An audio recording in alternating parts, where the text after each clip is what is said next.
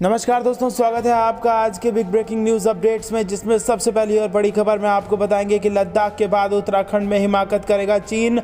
मुंह तोड़ जवाब देने के लिए तैयार है भारत की सेना। इसी के साथ अगली ब्रेकिंग न्यूज़ में जिक्र होगा कि काबुल तक पहुंचा तालिबान, जिसके बाद एक्टिव हो गया अजीत डोभाल। और बिग ब्रेकिंग न्यूज़ अपडेट में तीसरी बड़ी खबर में आपको बताएंगे कि अफगान उपराष्ट्रपति ने बताई औकात, भारतीय सेना के सामने पाकिस्तान के सरेंडर की तस्वीर कर दी शेयर और लिख दी ये बात।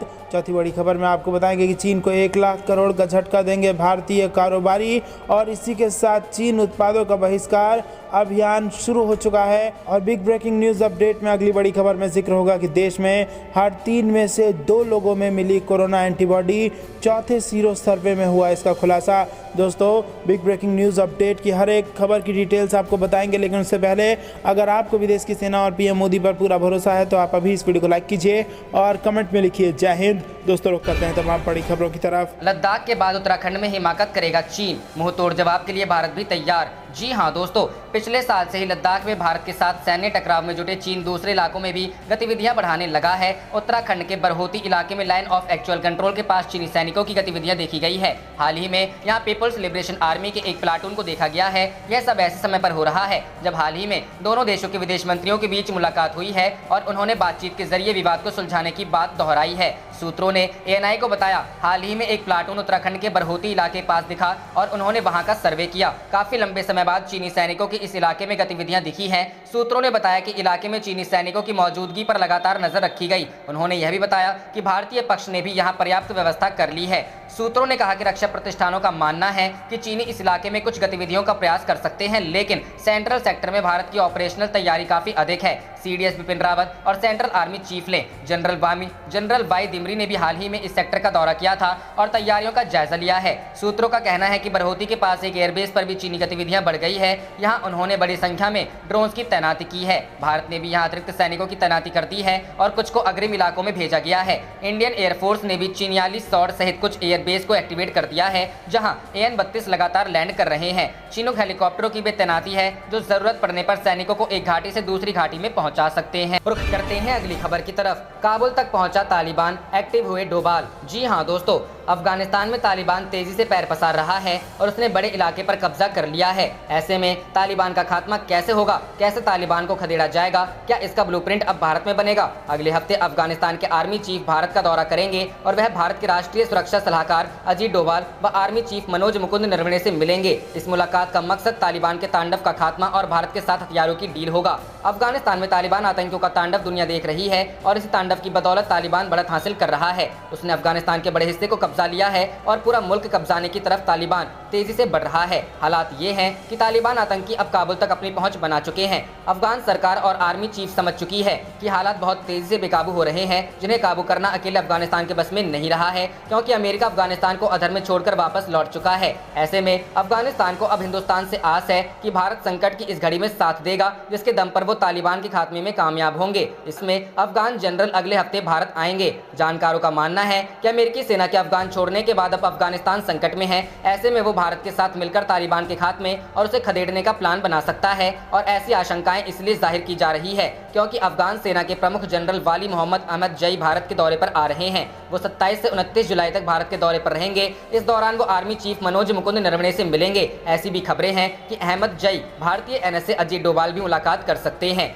किसी मुल्क के आर्मी चीफ का भारत दौरान कोई नई बात नहीं है, लेकिन ये दौरा ऐसे वक्त हो रहा है जब अफगानिस्तान में हालात बेहद खराब हैं और तालिबान का आतंक बढ़ता जा रहा है, जिसे संभालने के लिए अफगानिस्तान को भारत से मदद की दरकार है। संकट की घड़ी में देश को बाहर निकालने में अजीत डोभाल को महारत हासिल है। ऐसे में माना जा रहा है कि अफगान जनरल तालिबान के खात्मे का प्लान डोभाल से जानना चाहते हैं, जिसमें तालिबान की घेराबंदी से लेकर उसे मुल्क से खदेड़ने तक पर चर्चा हो सकती है। रुख करते हैं अगली खबर की तरफ। अफगान उपराष्ट्रपति ने बताई औकात, भारतीय सेना के सामने पाकिस्तान के सरेंडर की तस्वीर की शेयर, लिखी ये बात। जी हां दोस्तों, अफगानिस्तान और पाकिस्तान के बीच विवाद काफी ज्यादा बढ़ता जा रहा है। अफगानिस्तान ने सीधे तौर पर कहा है कि तालिबान को पाकिस्तान की सेना समर्थन दे रही है और तालिबान की तरफ से पाकिस्तान की सेना भी अफगानिस्तान में लड़ने के लिए पहुंच गई है। इसी बीच अफगानिस्तान के उपराष्ट्रपति अमरुल्लाह सालेह ने पाकिस्तान को अपने एक ट्वीट से पानी पानी कर दिया है। एक तरह से देखी जाए तो अफगान उपराष्ट्रपति ने पाकिस्तान को उसकी औकात दिखाई है कि हिम्मत है तो सामने से वार करो, तालिबान के पीछे छिपकर वार ना करो। अफगानिस्तान अफगानिस्तान के उपराष्ट्रपति अमरुल्लाह सालेह ने ट्विटर पर एक तस्वीर शेयर की है जो 1971 की है। इस ऐतिहासिक तस्वीर में भारतीय सेना के सामने पाकिस्तानी सेना सरेंडर कर रही है। भारत ने जब 1971 की लड़ाई में पाकिस्तान को बुरी तरह से हराया था, उसके बाद की ये तस्वीर है जिसमें इंडियन आर्मी के सामने पाकिस्तान के 80,000 से ज्यादा सैनिकों ने आत्मसमर्पण कर दिया था और पाकिस्तान के आर्मी चीफ ने भारतीय आर्मी चीफ के सामने सरेंडर के कागजात पर दस्तखत किए थे। उसी तस्वीर को अब अफगानिस्तान के उपराष्ट्रपति ने ट्वीट करते हुए पाकिस्तान को उसकी औकात दिखाई है। अफगान उपराष्ट्रपति ने क्या लिखा? अफगानिस्तान के उपराष्ट्रपति ने ट्वीट करते हुए लिखा है कि हमारे इतिहास में ऐसी कोई तस्वीर नहीं है और कभी होगा भी नहीं। हाँ, कल कुछ पल के लिए उस वक्त मैं हिल गया था जब हमारे ऊपर से गुजरते हुए रॉकेट कुछ मीटर की दूरी पर गिरा था। पाकिस्तान के प्रिय ट्विटर हमलावरों, तालिबान और आतंकवाद आपके उस घाव पर मरहम नहीं लगाएगा जो घाव और जो ट्रामा आपको ये तस्वीर देगा। कोई और रास्ता तलाशिए। आपको बता दें कि अफगानिस्तान की सरकार का आरोप है कि पाकिस्तान के समर्थन से ही तालिबान चुनी हुई सरकार को सत्ता से बेदखल करना चाहता है। वहीं कुछ दिनों पहले अफगानिस्तान के NSA ने पाकिस्तान चकलाघर में कहा था। वहीं तालिबान ने कल अफगानिस्तान की राजधानी काबुल में राष्ट्रपति आवास को निशाना बनाने की कोशिश की थी और 3 रॉकेट दागे थे। हालांकि रॉकेट हमले में किसी को नुकसान नहीं पहुंचा है, लेकिन अफगानिस्तान के उपराष्ट्रपति ने इस रॉकेट हमले के पीछे पाकिस्तान का हाथ बताया है। सालेह ने इस ट्वीट के जरिए साफ कर दिया है कि अफगान सेना किसी भी कीमत पर सरेंडर नहीं करेगी और तालिबान को परास्त करेगी। रुख करते हैं अगली खबर की तरफ। चीन को 1 लाख करोड़ का झटका देंगे भारतीय कारोबारी, चीनी उत्पादों का बहिष्कार अभियान आज से शुरू। जी हां दोस्तों, भारतीय कारोबारियों की ओर से पिछले साल शुरू किए गए चीनी उत्पादों के बहिष्कार अभियान का दूसरा चरण आज से फिर शुरू किया जा रहा है। Confederation of all India traders ने आज देश भर में भारतीय सामान हमारा अभिमान नारे के साथ चीनी वस्तुओं के बहिष्कार का अभियान शुरू किया है, जिसमें दिसंबर 2021 तक चीन में निर्मित वस्तुओं के भारत में आयात को 1 लाख करोड़ रुपए कम करने का लक्ष्य तय किया गया है। कैट का कहना है कि यह अभियान प्रधानमंत्री नरेंद्र मोदी के लोकल फॉर वोकल और आत्मनिर्भर भारत के आह्वान को सफल बनाने की दिशा में महत्वपूर्ण कदम साबित होगा। कैट के महामंत्री प्रवीण खंडेलवाल ने बताया कि इस चरण में FMCG उत्पाद, रोजमर्रा की वस्तुएं, किराना, फुटवियर, खिलौने, रसोई उपकरण, crockery, gift item, furnishing, fabric जैसी आम वस्तुएं जो अभी तक चीन से आयात होती हैं, इनके पूर्ण बहिष्कार की योजना बनाई है। खंडेलवाल ने कहा कि चीन से आयात होने वाली ये वस्तुएं भारत में भी लंबे समय से पैदा की जा रही हैं। ऐसे में भारतीय कारोबारियों और खरीदारों से यह अनुरोध किया जाएगा कि चीनी वस्तुओं के बजाय भारतीय उत्पाद ही बेचें और खरीदें। वहीं BC भरतिया ने कि चीन से भारत में मोटे तौर पर 4 प्रकार की वस्तुएं आयात होती हैं, जिनमें तैयार माल यानी फिनिश्ड गुड्स, कच्चा माल अर्थात रॉ मटेरियल, स्पेयर पार्ट्स और तकनीकी उत्पाद शामिल हैं। 2001 चीनी वस्तुओं का भारत में आयात केवल $2 बिलियन था, जो अब वर्तमान में बढ़कर $70 बिलियन हो गया है। इसका मतलब यह है कि केवल 20 साल में चीन में आयात में 3500% की वृद्धि हुई है। यह साफ दर्शाता है कि एक सोची समझी रणनीति के तहत चीन भारत के रिटेल बाजार पर कब्जा जमाने की कोशिश में लगा हुआ है, जिसको भारत के व्यापारी और नागरिक किसी भी सूरत में सफल नहीं होने देंगे। भारतीय और खंडेलवाल ने कहा कि पिछले 10 साल में भारत के व्यापार और उद्योगों ने चीनी वस्तुओं के भारत में बढ़ते दखल को नजरअंदाज किया और इन वस्तुओं का कोई विकल्प तैयार करने की कोशिश नहीं की। इसके साथ ही सरकारें भी इस मामले में विफल रही और भारत के व्यापार पर कब्जा जमाने की चीन के कोई नीति नहीं बनाई गई। अब इस मुद्दे को समझा है और सरकार से चीनी उत्पादों के मजबूत विकल्प के रूप में भारतीय सामानों को पर्याप्त मात्रा में बनाए जाने के मुद्दों को लेकर बात शुरू की जाएगी। साथ ही एक रणनीति के तहत भारत के लघु उद्योगों को इस मामले में आवश्यक रूप से समृद्ध करने की पहल। रुख करते हैं अगली खबर की तरफ। देश में हर 3 में से 2 लोगों में मिली कोरोना एंटीबॉडी, चौथे सीरो सर्वे में हुआ खुलासा। जी हां दोस्तों, देश में हर 3 में से 2 व्यक्ति में कोरोना की एंटीबॉडी बन चुकी है। भारतीय चिकित्सा अनुसंधान परिषद के सीरो सर्वे में यह जानकारी सामने आई है। सीरो सर्वे के अनुसार अब भी देश में लगभग 40 करोड़ यानी जिनमें कोरोना की एंटीबॉडी नहीं पाई गई है और इन लोगों के कोरोना वायरस की चपेट में आने का खतरा बना हुआ है। इसको देखते हुए लोगों से गैर जरूरी यात्रा टालने और कोरोना से बचाव के नियमों का सख्ती से पालन करने की अपील की गई है। ICMR के महानिदेशक डॉक्टर बलराम भार्गव ने बताया कि चौथा राष्ट्रीय सीरो सर्वे जून जुलाई में 70 जिलों में कराया गया और इनमें 6 से 17 साल के बच्चों को भी शामिल किया गया था। इसमें 67.6% लोगों में कोरोना की एंटीबॉडी पाई गई। इसका मतलब है कि देश की 2/3 आबादी SARS-CoV-2 से संक्रमित हो चुकी है। इससे पहले दिसंबर जनवरी में कराए गए तीसरे सीरो सर्वे में 24.1%, पिछले साल अगस्त सितंबर में हुए दूसरे सीरो सर्वे में 7.1% और पिछले साल ही मई जून में हुए किए गए पहले सीरो सर्वे में केवल 0.7% लोगों में कोरोना की एंटीबॉडी पाई गई थी। सामान्य तौर पर माना जाता है कि 70% आबादी में एंटीबॉडी बनने के बाद समाज में संक्रमण के खिलाफ हर्ड इम्यूनिटी यानी सामुदायिक प्रतिरक्षा विकसित हो जाती है। इस तरह भारत में हर्ड इम्यूनिटी की स्थिति पैदा हो गई है, लेकिन देश की बड़ी आबादी को देखते हुए ICMR इसका दावा करने से बच रहा है। डॉक्टर भार्गव ने कहा कि 2/3 आबादी में एंटीबॉडी बनने के बावजूद बड़ी संख्या ऐसी है जो आसानी से कोरोना संक्रमण का शिकार हो सकती है और तीसरी लहर का कारण भी बन सकते हैं। ऐसे लोगों की संख्या लगभग 40 करोड़। रुख करते हैं अगली खबर की तरफ। दिल्ली, यूपी, महाराष्ट्र सहित इन राज्यों में भारी बारिश की चेतावनी, जाने मौसम की ताज़ा जानकारी। जी हां दोस्तों, मानसून देश भर में पूरी तरह सक्रिय हो गया है। दक्षिण से लेकर उत्तर तक मौसम का कहर जारी है। जहां भीषण बारिश के चलते मौसम विभाग ने महाराष्ट्र के 5 जिलों में रेड अलर्ट जारी किया है, वहीं दिल्ली में लगातार हो रही भीषण बारिश से कई इलाकों में जल जमाव की स्थिति बनी हुई है। भारत मौसम विज्ञान विभाग ने महाराष्ट्र के 5 जिलों के लिए बारिश का रेड अलर्ट जारी किया है, जिसके अनुसार भारी से बेहद भारी बारिश हो सकती है। वहीं दिल्ली और उत्तर प्रदेश के अनेक हिस्सों में अगले 24 घंटों के दौरान बारिश होने का अनुमान है। यह सिलसिला 23 जुलाई तक जारी रहने की संभावना है। राजस्थान के कुछ जिलों में भी छुटपुट स्थानों पर मानसूनी बारिश होने का अनुमान है। मौसम विभाग के मुताबिक अगले 24 घंटों के दौरान दिल्ली, यूपी, बिहार, झारखंड, पंजाब, हरियाणा, राजस्थान, पश्चिम बंगाल, गोवा, कर्नाटक, ओडिशा, मध्य प्रदेश, छत्तीसगढ़, जम्मू कश्मीर, हिमाचल प्रदेश, उत्तराखंड, राजस्थान और गुजरात के कुछ हिस्सों में हल्की से मध्यम और कहीं कहीं भारी बारिश हो सकती है। यूपी में मानसून पूरी तरह सक्रिय हो गया है और पिछले 24 घंटों के दौरान राज्य के ज्यादातर हिस्सों में जोरदार बारिश हुई। आंचलिक मौसम केंद्र की रिपोर्ट के मुताबिक दक्षिण पश्चिमी मानसून राज्य में पूरी तरह सक्रिय हो गया है। राजधानी लखनऊ तथा आसपास के इलाकों में सोमवार और मंगलवार को भी दोपहर बाद तेज बारिश हुई। इसमें मौसम सुहावना हो गया। अगले 24 घंटों के दौरान राज्य के अनेक हिस्सों में बारिश होने का अनुमान है। यह सिलसिला 23 जुलाई तक जारी रहने की संभावना है। रुख करते हैं अगली खबर की तरफ। डीआरडीओ ने किया स्वदेशी मिसाइल आकाश एनजी और एम पाडगम का सफल परीक्षण, सेना की बढ़ेगी ताकत। जी हां दोस्तों, भारत की रक्षा अनुसंधान एवं विकास संगठन ने आज बड़ी सफलता हासिल की है। आत्मनिर्भर भारत के तहत देश में बनी स्वदेशी कम वजन fire and forget man portable anti tank guided missile का आज सफल परीक्षण किया गया। आत्मनिर्भर भारत को बढ़ावा देने और सेना की ताकत बढ़ाने के लिए डीआरडीओ ने इस मिसाइल को विकसित किया है।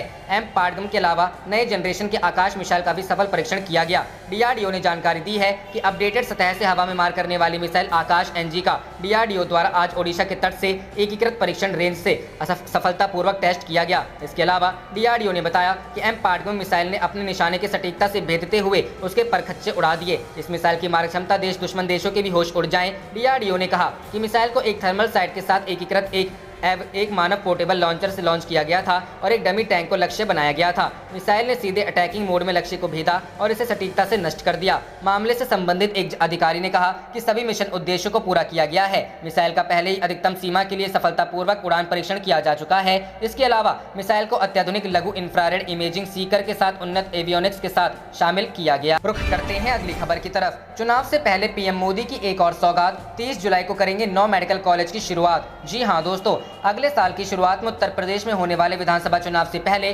सत्तारूढ़ भारतीय जनता पार्टी सक्रिय हो गई है। प्रधानमंत्री नरेंद्र मोदी चुनाव से पहले अगले हफ्ते उत्तर प्रदेश के 9 जिलों में मेडिकल कॉलेजों की सौगात देंगे। सिद्धार्थनगर जिले में 30 जुलाई को पीएम नरेंद्र मोदी एक साथ 9 मेडिकल कॉलेज का लोकार्पण करेंगे। पीएम के कार्यक्रम से पहले सीएम योगी आदित्यनाथ जल्द सिद्धार्थनगर जाकर कार्यक्रम की तैयारियों का जायजा लेंगे। प्रदेश के 9 जिलों देवरिया, एटा, फतेहपुर, गाजीपुर, हरदोई, जौनपुर, मिर्जापुर, प्रतापगढ़ और सिद्धार्थनगर जिलों में मेडिकल कॉलेज का उद्घाटन होना है। इन मेडिकल कॉलेजों में मेडिकल स्टाफ की भर्ती की प्रक्रिया भी चल रही है।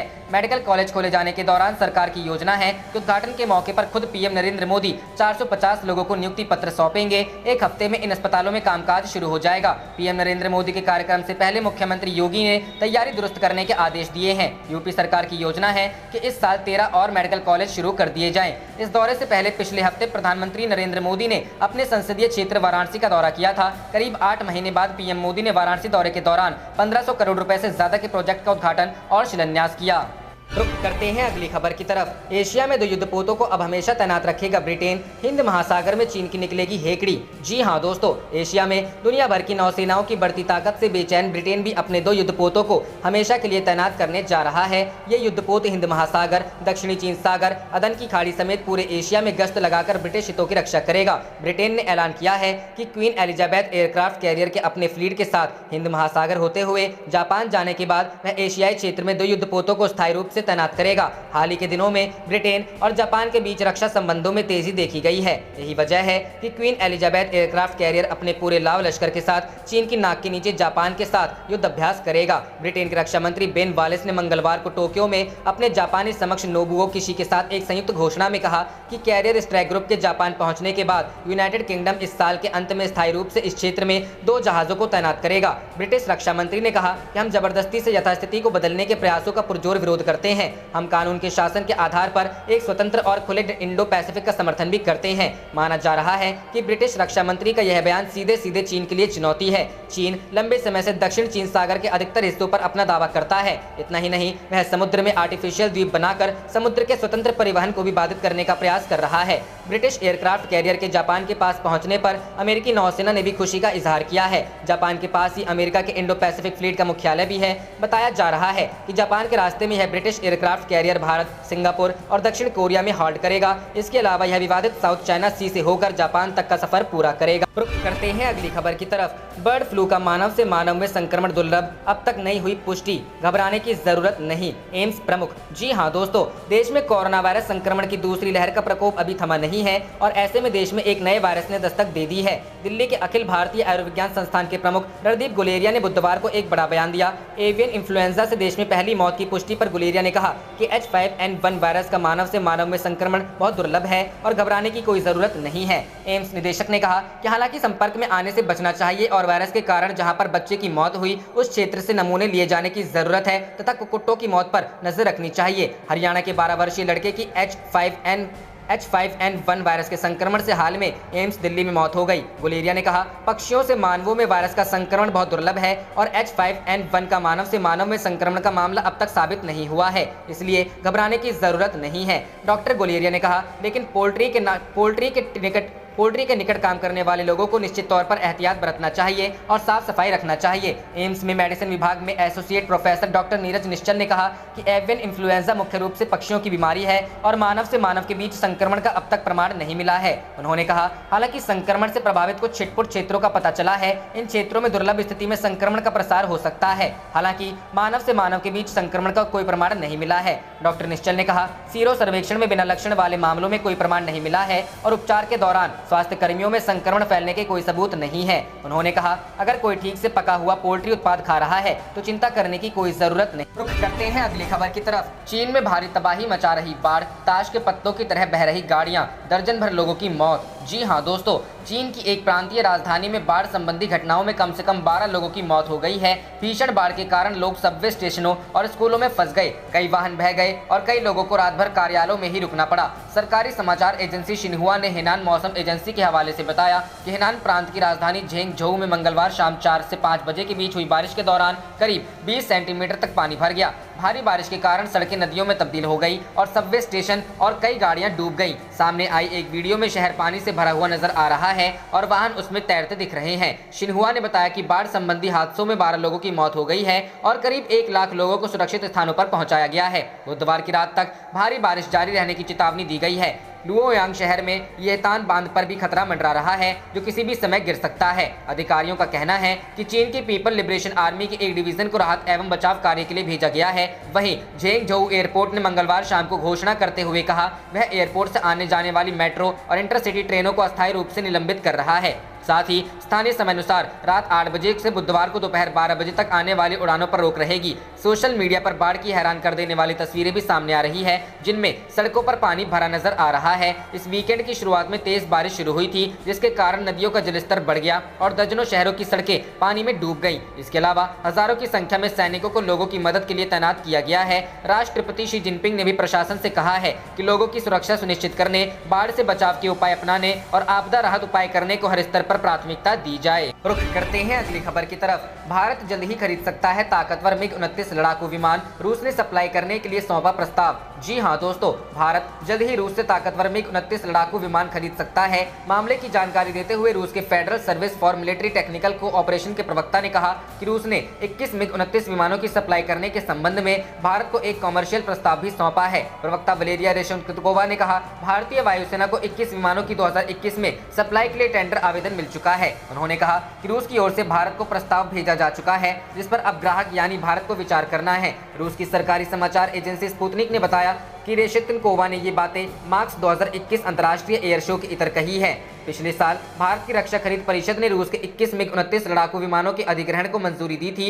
रूसी संघीय सेवा ने फरवरी में कहा था कि भारत सरकार ने भी विमान खरीदने के पक्ष में फैसला किया है।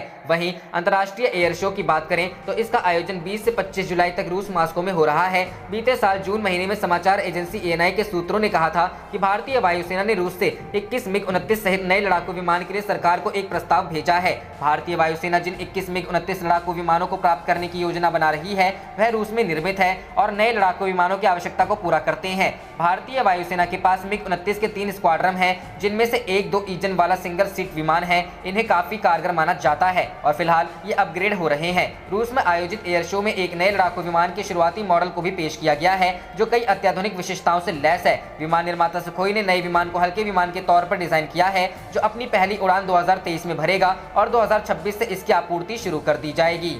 रुख करते हैं अगली खबर की तरफ। पेगासस जासूसी कांड, भारत विरोधी एमनेस्टी इंटरनेशनल ने लिखी है रिपोर्ट, एक भी ठोस तथ्य नहीं। रिपब्लिक टीवी पर गरजे अर्नब गोस्वामी। जी हां दोस्तों, भारत में संसद का मानसून सत्र जारी है। इस बीच दोनों ही सदनों में कोरोना वायरस से हुई मौतों और के जरिए लोगों की जासूसी का मुद्दा जोर पकड़ रहा है। विपक्ष के हंगामे के बीच लोकसभा और राज्यसभा की कार्यवाही लगातार स्थगित भी करनी पड़ रही है। इस बीच रिपब्लिक टीवी के editor in chief Arnab Goswami ने अपने डिबेट शो में जासूसी कांड के आरोपों को लेकर संसद की कार्यवाही रोकने वाले नेताओं पर निशाना साधा है। उन्होंने इजरायली फर्म और उसके स्पाईवेयर का खुलासा करने वाली अंतर्राष्ट्रीय संस्था एमनेस्टी इंटरनेशनल पर भी सवाल उठाए और पूछा कि क्या अब एमनेस्टी संसद को रोक रही है। अर्नब ने डिबेट के दौरान कहा, इस मामले में एक भी ठोस सबूत नहीं दिए गए हैं। यहाँ तक कि अब तक जिन पब्लिकेशन के संपादकों ने लिस्ट निकाली थी वो भी पलटने लगे हैं। अमेरिका के एक पब्लिकेशन का कहना है कि लिस्ट बाहर आने की क्या ठोस वजह है, यह स्पष्ट नहीं है। मध्य पूर्व के एक मीडिया ग्रुप का कहना है कि जिनकी जासूसी की जा रही है उनके फोन ऐसा लग रहा है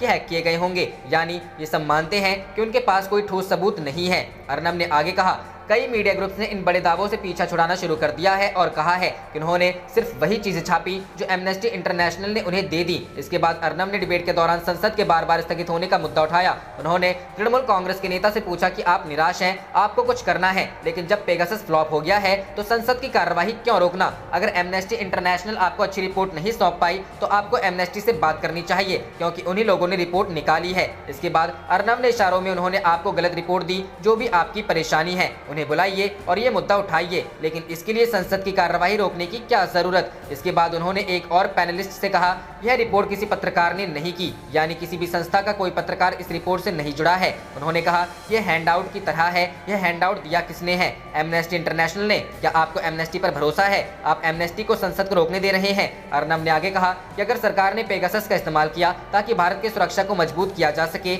और राष्ट्र हितों को ऊपर रखा जा सके तो इसमें गलत क्या है? अगर किसी को भी राष्ट्रीय और अंतर्राष्ट्रीय सुरक्षा का जरा भी अंदाजा है तो उसे पता होगा कि हर स्वायत्त देश की सुरक्षा एजेंसियां जासूसी करती हैं और वह भी वैध तरीके से। इस हिसाब से तो दुनिया का सबसे बड़ा जासूस अमेरिका है। वह अपने राष्ट्र हितों की रक्षा के लिए जासूसी करता है। क्या एमनेस्टी उनकी जासूसी एजेंसियों के खिलाफ कुछ? रुख करते हैं अगली खबर की तरफ। मुस्लिम बहुल इलाकों में आबादी कंट्रोल के लिए बनेगी पॉपुलेशन आर्मी, असम के सीएम ने किया ऐलान। जी हां दोस्तों, असम के मुख्यमंत्री हिमंता बिस्वा शर्मा ने राज्य में आबादी के नियंत्रण को लेकर बड़ा बयान दिया है। उनका कहना है कि राज्य सरकार की ओर से एक पॉपुलेशन आर्मी का गठन किया जाएगा। इस आर्मी ने 1000 युवाओं को भर्ती किया जाएगा जो मुस्लिम बहुल इलाकों में जागरूकता फैलाएंगे और लोगों को कंडोम और गर्भ निरोधक दवाओं जैसी जरूरी चीजें बांटेंगे। असम विधानसभा में कांग्रेस विधायक शेरमान अली अहमद के एक सवाल के जवाब में सीएम ने यह बात कही। उन्होंने कहा कि बीते कुछ सालों में राज्य के पश्चिमी और मध्य इलाकों में आबादी का विस्फोट हुआ है। असम के सीएम ने कहा, हम 1000 युवाओं को इस काम में लगाएंगे जो आबादी नियंत्रण को लेकर लोगों को जागरूक करने का काम करेंगे। इसके अलावा वे मुस्लिम बहुल इलाकों में गर्भ निरोधक का वितरण करेंगे। इसके अलावा उन्होंने आशा वर्कर्स को भी इस संबंध में जिम्मेदारी देने की बात कही। हिमंता बिस्वा शर्मा ने कहा कि 10,000 आशा वर्कर्स की एक अलग फोर्स तैयार की जाएगी जो लोगों को परिवार नियोजन के उपायों के बारे में बताएंगी। इस दौरान असम के सीएम हिमंता बिस्वा शर्मा ने दावा किया कि राज्य में 2001 से 2011 के दौरान मुस्लिम आबादी की ग्रोथ रेट 29% थी। वहीं इसी अवधि में हिंदुओं की आबादी की ग्रोथ 10% की दर से हुई थी। हिमंता बिस्वा शर्मा ने कहा, असम में 2001 में हिंदुओं की पॉपुलेशन ग्रोथ 16% थी और मुस्लिम की ग्रोथ रेट 29% थी। वहीं 1991 में यह आंकड़ा 19 और 34% था। हिमंता बिस्वा शर्मा ने कहा कि 1991 से 2001 के दौरान मुस्लिम आबादी की ग्रोथ 34% से घटकर 29 रह गई और हिंदुओं की 19 से कम होकर 16% पर आ गई। लेकिन उसके बाद 2001 से 2011 के दौरान दौरान मुस्लिमों की आबादी की ग्रोथ कम नहीं हुई और यह आंकड़ा 29% ही बना रहा। वहीं इस दौरान हिंदू आबादी की ग्रोथ रेट घटकर 10% ही। रुख करते हैं अगली खबर की तरफ। लाल किला 15 अगस्त तक जनता के लिए बंद, सुरक्षा कारणों से लिया फैसला।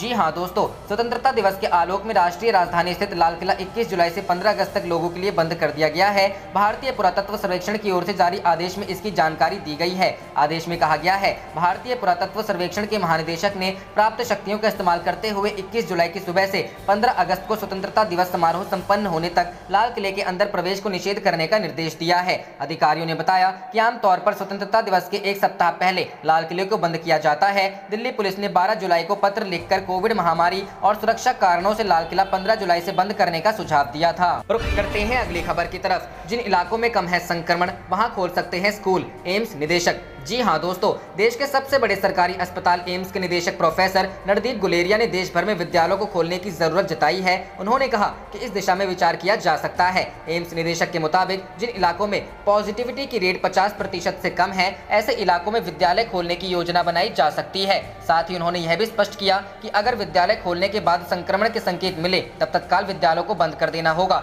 जिलों में अल्टरनेटिव दिनों में बच्चों को विद्यालय में बुलाने का विकल्प अपनाना होगा। वहीं दूसरी ओर कोरोना संक्रमण की तीसरी लहर के कयासों का सिलसिला जारी है। आप देख रहे थे आपका अपना चैनल जय हिंद जय भारत।